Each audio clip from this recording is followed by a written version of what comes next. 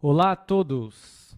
Estamos dando início a mais um vídeo no canal Igreja Luterana de Interlagos com a nossa série A Bíblia ao longo do ano. Hoje, dia 20 de julho, vamos estudar os capítulos 5 a 8 do livro do profeta Oséias. Vamos juntos? Iniciando pelo capítulo 5 com a leitura dele, onde nós teremos como destaque sentença contra Israel e Judá. A leitura será feita na Nova Almeida atualizada. Vamos juntos. Ouçam isto, sacerdotes. Fique atenta, ó casa de Israel. Dê ouvidos, ó casa do rei. Porque a sentença é contra vocês, pois vocês foram um laço em Mispa e uma rede estendida sobre o Tabor. Os rebeldes se aprofundaram na matança, mas eu castigarei todos eles. Eu conheço Efraim, e Israel não me está oculto. Porque você, Efraim, se prostituiu, e Israel está contaminado. O que eles fazem não lhes permitem voltar para o seu Deus. Porque um espírito de prostituição está no meio deles, e não conhecem o Senhor. A arrogância de Israel abertamente dá testemunho contra eles. Israel e Efraim cairão por causa da sua iniquidade, e Judá cairá juntamente com eles. Com seus rebanhos e o seu gado irão em busca do Senhor, mas não o acharão. Ele se afastou deles. Foram infiéis ao Senhor, porque tiveram filhos bastardos. Agora a festa da lua nova os consumirá com as suas plantações. Toquem a trombeta em Gibeá e façam soar o alarme em Ramá. Comecem a gritar em Bet-Aven. Cuidado, Benjamim. Efraim se tornará em desolação no dia do castigo. Entre as tribos de Israel tornei conhecido o que se cumprirá. Os príncipes de Judá são como os que mudam os marcos. Derramarei o meu furor sobre eles como água. Efraim está oprimido e esmagado pelo juízo, porque preferiu seguir a vaidade. Portanto, para Efraim eu serei como a traça, e para a casa de Judá como a podridão. Quando Efraim viu a sua enfermidade, Judá notou a sua ferida. Efraim se dirigiu à Assíria e enviou mensageiros ao grande rei. Mas ele não tem condições de curá-los, nem de sarar a sua ferida. Porque para Efraim eu serei como um leão, e para a casa de Judá como um leãozinho. Eu mesmo os despedaçarei, e depois irei embora. Vou arrastá-los comigo e não haverá quem possa livrá-los. Irei e voltarei para o meu lugar, até que se reconheçam culpados e busquem a minha face. Estando angustiados, eles me buscarão ansiosamente. Essa leitura do capítulo 5 do livro do profeta Oséias, que fala a respeito de juízo. Diz que uma geração cresceu sem conhecer a Deus. O grito de alarme foi dado nas fronteiras de Judá, pois Judá compartilhava o pecado com o qual Israel se havia habituado. Nem mesmo o grande rei da Assíria, Tiglat-Pileser III, podia salvá-los do juízo de Deus. Estes versículos provavelmente referem-se à guerra de Israel e Síria contra Judá. O versículo 15 expressa o anseio de Deus. Seria o sofrimento capaz de alcançar o que a prosperidade não havia conseguido, servindo, nas palavras de C.S. Lewis, como o megafone de Deus, para despertar um mundo que não quer ouvir? Muitas vezes é isso que ocorre. Precisamos sofrer para despertarmos. Bom seria que isso não fosse necessário, que já nos alertássemos para a presença de Deus e para a nossa condição de miseráveis pecadores. Vamos seguindo e vamos fazer a leitura agora dos capítulos 6 e 7 na sequência, pois ambos tratam do mesmo tema, arrependimento fingido. Vamos juntos. venham e voltemos para o Senhor, porque Ele nos despedaçou, mas vai nos curar. Ele nos feriu, mas vai atar as feridas. Depois de 2 dias nos dará vida, e ao 3º dia nos ressuscitará, e viveremos diante dele.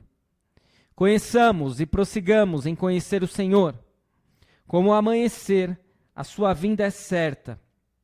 Ele descerá sobre nós como chuva fora de época que rega a terra. Que farei com você, Efraim? Que farei com você, Judá? Porque o amor de vocês é como a névoa da manhã e como o orvalho da madrugada, que logo desaparece. Por isso os abati, por meio dos profetas. Pela palavra da minha boca os matei, e os meus juízos sairão como a luz. Pois quero misericórdia e não sacrifício, conhecimento de Deus mais do que holocaustos. Mas eles transgrediram a aliança como Adão, eles foram infiéis a mim. Gileade é a cidade dos que praticam a injustiça manchada de sangue. Como bandos de assaltantes que espreitam alguém, assim é a companhia dos sacerdotes, pois matam no caminho para Siquém, praticam perversidades. Vejo uma coisa horrenda na casa de Israel. Ali está a prostituição de Efraim. Israel se contaminou. Também você, Judá, será ceifado, quando eu remover o cativeiro do meu povo. Quando tento sarar Israel, se descobre a iniquidade de Efraim e a maldade de Samaria, porque praticam a falsidade. Ladrões invadem as casas e bandos assaltam nas ruas. Não se dão conta de que eu me lembro de todas as suas maldades. Agora estão rodeados pelas suas más ações, que estão sempre diante de mim. Alegram o rei com as suas maldades e os príncipes com as suas mentiras. Todos eles são adúlteros, são semelhantes ao forno aceso pelo padeiro, que não precisa atiçar o fogo, desde que sovou a massa até que seja levedada. No dia da festa do nosso rei, os príncipes adoeceram de tanto beber vinho, e o rei estendeu a mão aos zombadores. Enquanto estão à espreita, preparam o coração. Como um forno, durante a noite o seu furor se abranda, mas pela manhã queima como um fogo abrasador. Todos eles são quentes como um forno e consomem os seus juízes. Todos os seus reis caem, mas não há ninguém entre eles que me invoque. Efraim se mistura com os povos, e é um pão que não foi virado na hora de assar. Estrangeiros sugam as suas forças, mas ele não percebe. Cabelos brancos se espalham pela cabeça, mas ele não sabe. A arrogância de Israel abertamente dá testemunho contra eles, mas eles não voltam para o Senhor seu Deus, nem o buscam em tudo isso. Porque Efraim é como uma pomba ingênua, sem entendimento. Chamam o Egito e se voltam para a Síria. Quando forem, estenderei a minha rede sobre eles, e farei com que desçam como as aves do céu. Eu os castigarei de acordo com o que ouviram na sua congregação. Ai deles, porque fugiram de mim. Destruição sobre eles, porque se rebelaram contra mim. Eu os remiria, mas eles falam mentiras contra mim. Não clamavam a mim de coração, mas dão uivos nas suas camas. Eles se ajuntam para o trigo e para o vinho, mas se rebelam contra mim. Eu treinei e fortaleci os seus braços, mas eles planejam o mal contra mim. Eles voltam, mas não para o Altíssimo. Fizeram-se como um arco defeituoso. Os seus príncipes serão mortos à espada, por causa da insolência da sua língua. Serão motivo de zombaria na terra do Egito. E assim nós constatamos, com base nos capítulos 6 e 7, que o arrependimento não durou muito. O sofrimento fez o povo voltar-se a Deus novamente.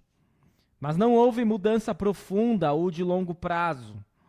O seu amor evaporou como orvalho no sol quente. Deus queria um amor duradouro e um verdadeiro conhecimento dele. Os versículos 4 a 6 do capítulo 6 expressam a perplexidade do Deus de amor diante da atitude de seu povo. E em Mateus 9:13 e 12:7, Jesus retomou a importante afirmação de que Deus queria o amor de seu povo, não holocaustos. E depois, na sequência dos capítulos 6 e do capítulo 7, vemos um catálogo de pecados. Os sacerdotes se transformaram em assaltantes. No centro da religião nacional, em Siquém, havia intriga e assassinato. E na corte não era diferente. Os reis eram mortos em conspirações. Israel recorria a povos estrangeiros, potências estrangeiras, deuses estrangeiros, mas nunca recorria ao Senhor. A linguagem de Oséias é marcante pelas figuras que ele emprega. E seguimos com o último capítulo de hoje, o capítulo 8, que fala que o castigo está próximo. Toque a trombeta. Ele vem, como a águia, contra a casa do Senhor, porque transgrediram a minha aliança e se rebelaram contra a minha lei. Eles me invocam, dizendo: nosso Deus, nós, Israel, te conhecemos, mas Israel rejeitou o que é bom. O inimigo o perseguirá. Eles estabeleceram reis, mas não da minha parte. Constituíram príncipes, mas eu não soube. Com a sua prata e com seu ouro, fizeram ídolos para si, para a sua própria destruição. O seu bezerro, ó Samaria, é rejeitado. A minha ira se acende contra eles. Até quando eles serão incapazes da inocência? Porque esse bezerro vem de Israel. É obra de artífice, não é Deus. Esse bezerro de Samaria será quebrado em pedaços, porque semeiam ventos e colherão tempestades. O cereal que estiver por ser colhido não terá espigas, e não haverá farinha, e se houver, os estrangeiros a comerão. Israel foi devorado, agora está entre as nações, como coisa de que ninguém se agrada, porque foram pedir ajuda à Síria, como um jumento selvagem que segue o seu próprio rumo. Efraim contratou amantes. Todavia, ainda que contratem amantes entre as nações para socorrê-los, eu os reunirei para juízo. Já começaram a definhar sob a opressão do poderoso rei. Visto que Efraim multiplicou altares para pecar, estes altares lhe serviram para pecar. Embora eu lhe escreva a minha lei em 10.000 preceitos, estes seriam tidos como coisa estranha. Amam o sacrifício, por isso sacrificam, pois gostam de carne e a comem. Mas o Senhor não os aceita. Agora ele se lembrará da iniquidade deles e castigará os pecados que cometeram. Vou mandá-los de volta para o Egito, porque Israel se esqueceu do seu Criador e edificou palácios, e Judá multiplicou cidades fortificadas. Mas eu enviarei fogo contra as suas cidades, fogo que consumirá os seus palácios. Assim nós temos o último capítulo de hoje, o capítulo 8, que fala que Deus é desprezado. Israel seria envolvido no turbilhão do juízo divino. Eles fabricaram deuses, inventaram leis, coroaram reis que lhes agradavam, fazendo de conta que Deus e suas leis não existiam. Mas nem ídolos, nem aliados podem ajudar, quando Deus que eles esqueceram começar a agir. Percebemos que Jeroboão, o primeiro rei de Israel, colocou 2 imagens em templos da região para fazer concorrência ao templo de Jerusalém. O bezerro tinha uma antiga associação com cultos pagãos no Egito e também em Canaã. Retomando os ensinamentos de hoje, com o auxílio da Bíblia da Reforma, nós observamos lá no capítulo 5 que Deus adverte Israel e Judá de que colocar a sua esperança em reis estrangeiros é inútil. E às vezes a gente pode olhar assim, mas como pode eles terem feito isso? Deus já tinha feito tantas coisas boas para eles, e eles confiarem em deuses estrangeiros. Mas quantas vezes isso não pode ocorrer na nossa vida? Se olharmos para trás, quantos livramentos Deus não nos concedeu. E a cada dia Ele nos concede coisas que não merecemos. Mas quando o calo aperta, muitas vezes nós queremos recorrer a outras coisas e confiarmos em falsos ídolos. Retomando os ensinamentos dos capítulos 6 e 7, vimos que apesar de Oséias encorajar fervorosamente Efraim e Judá a retornarem para o Senhor, seus pedidos terminam em nada. Em vez de confiar no Senhor, os líderes de Israel persistem em buscar a ajuda de nações estrangeiras, como a Síria e o Egito. Infelizmente, até cristãos dedicados manifestam o mesmo tipo de teimosia e incapacidade de superar suas fraquezas. E por último, no capítulo 8, nós vimos que no topo da lista das más ações de Israel estava a idolatria, a rejeição ao Criador e a devoção a bezerros de ouro. Infelizmente, nós também começamos a cair em idolatria quando tememos e amamos mais qualquer coisa ou pessoa do que o verdadeiro Deus, depositando nossa confiança em quem não pode nos salvar. Ao admitir isso, devemos nos lembrar de que o mesmo Deus que ameaça punir a idolatria é também aquele cujo amor perdoador e espírito sustentador nunca falham. E com isso nós finalizamos mais um estudo. Eu espero que você tenha tido muito proveito em mais este estudo. E retomamos amanhã com mais 3 capítulos do livro de Oséias. Fique na paz do Senhor. Até o nosso próximo vídeo.